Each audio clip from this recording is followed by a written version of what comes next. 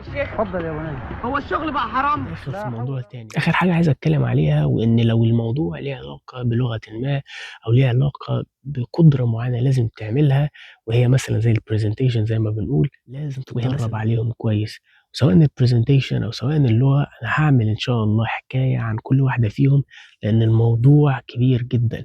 يعني هادّيك تفصيلة صغيرة الpresentation وأنت بتعملها لازم تكون واقف بأسلوب معين ولازم تحضّر لها حاجات. أمّا اللغة دي لازم حتى لو أنت مش قوي في اللغة، في حاجات ممكن تعملها تساعدك إنك تعدّي الinterview، ولكن في الأول وفي الآخر لازم تكون مقوّي نفسك فيها. أمّا اللغة ليها تفاصيل وليها حاجات معيّنة وليها تدريبات معيّنة لازم تتدرّب عليها كويس جدًا عشان تعرف تبيّن اللي قدّامك إن أنت كويس في اللغة أو واصل لمرحلة معيّنة، وما تقلقش وأنت سواء بتعمل presentation بلغة أو بتعمل interview بلغة معيّنة.